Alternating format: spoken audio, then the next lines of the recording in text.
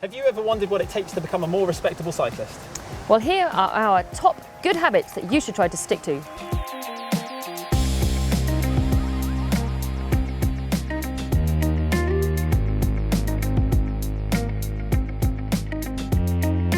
In general, littering is a pretty unpleasant thing to do, and it's especially bad when you're out in the countryside on your bike.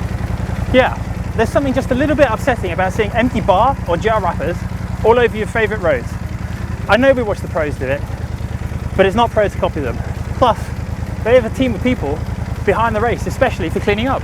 Yep, and actually it's now against the rules in most races to drop litter except in the designated waste zone, so it's definitely not pro to drop litter. So no one wants to see their favourite training roads ending up looking like rubbish tips. So once you're done with that gel, make sure you pop it back in your pocket, because there was plenty of room before, so there'll be room after. When I first started cycling, I didn't have a clue what to do. I didn't know what food to bring, what drinks to bring, what clothes to wear. I couldn't fix a puncture, and I got pushed home nearly every Saturday. And I imagine it was a similar story for a few of you too. I was lucky enough to be helped out by some really kind, experienced cyclists who basically taught me how to ride a bike. So I think it's really important that we pass on what we've learned to the next generation of cyclists. Dig in.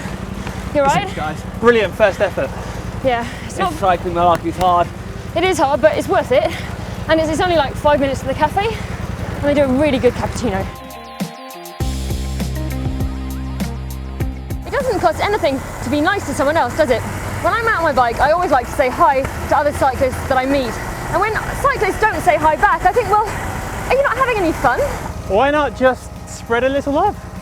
Wave to people you see out on their road bikes, their mountain bikes, families on their town bikes, even people in the gardens.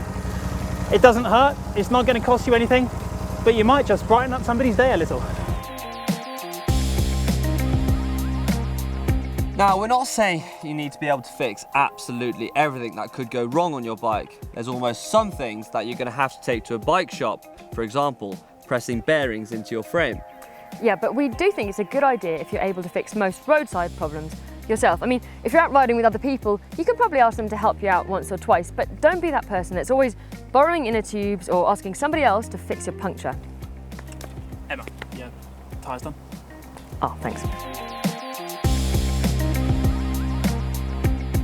This one only applies on group rides, obviously, but it's a really, really important habit to know. Yes, because failing to point out potholes at best causes discomfort and annoyance to the riders behind you, and at worst, it can lead to punctures and crashes. Now, there are a few good ways to point out potholes, but the best one is definitely shouting "hole" and shouting and pointing at the same time.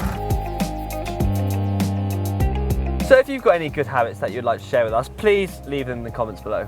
If you like this video, give us a thumbs up and click subscribe below. And check out this video here for some bad habits.